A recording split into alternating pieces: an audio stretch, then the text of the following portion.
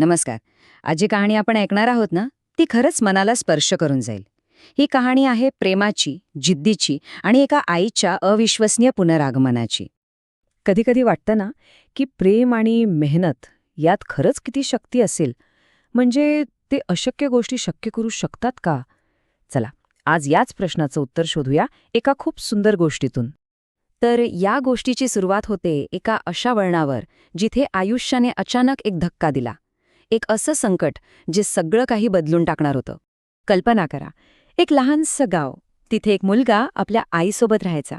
त्यांचं जग छोटं होतं, पण नातं मात्र खूप घट्ट, प्रेम आणि साधेपणाने विणलेलं. पण त्यांचं आयुष्य काही फुलांच्या पायघड्यांसारखं नव्हतं. उलट गरिबी होती आणि प्रत्येक दिवस म्हणजे जगण्यासाठी एक नवीन लढाई. आणि मग एका अगदी सामान्य दिवशी काहीही कल्पना नसताना अचानक एक घटना घडली.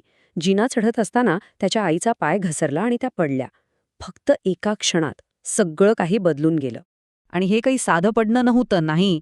त्यांना खूप गंभीर दुखापत झाली होती. अचानक त्यांच्यासमोर एक मोठं संकट उभं राहिलं, ज्याची त्यांनी कधी कल्पनाही केली नव्हती. पण म्हणतात ना, कितीही मोठा अंधार असला तरी आशेचा एक छोटासा दिवा असतोच. आणि इथे तो दिवा होता त्या मुलाचा दृढ निश्चय, त्याची जिद्द. आईला असं वेदनेत बघून तो मुलगा आतून पुरता घाबरला होता. साहजिकच आहे. पण त्या भीतीने त्याला खचू दिलं नाही. उलट त्याच्या मनात एक आग पेटली. काहीही झालं तरी हार मानायची नाही असं त्याने ठरवलं. आणि इथेच त्याची खरी परीक्षा सुरू झाली. फक्त ठरवून भागत नाही, बरोबर. आता वेळ होती काहीतरी करण्याची. त्याचा एक असा प्रवास सुरू झाला जिथे त्याला स्वतःला पूर्णपणे झोकून द्यावा लागणार होतं. हा प्रवास होता प्रचंड कष्टाचा आणि न थांबणाऱ्या प्रयत्नांचा. तर त्याने काय केलं? सगळ्यात आधी त्याने जराही वेळ न घालवता आईला हॉस्पिटलमध्ये नेलं. आता पैसे कुठून आणायचे हा मोठा प्रश्न होता. पण तो थांबला नाही. जे काम मिळेल लहान मोठं ते सगळं तो करू लागला. फक्त एकाच ध्येयासाठी, आईच्या उपचारांसाठी एक एक रुपया गोळा करायचा होता. पण त्याच्या या एवढ्या कष्टाचं चीज होणार होतं का? हो, नक्कीच. आता आपण येतोय या कहाणीच्या सगळ्यात सुंदर भागाकडे, प्रेमाच्या विजयाकडे. दिवस रात्र एक करून, खूप मेहनत घेऊन अखेर त्याने आईच्या उपचारांसाठी लागणारे पैसे जमवले. त्याने जमवलेला तो प्रत्येक रुपया त्याच्या प्रेमाचा आणि त्यागाचा साक्षी होता.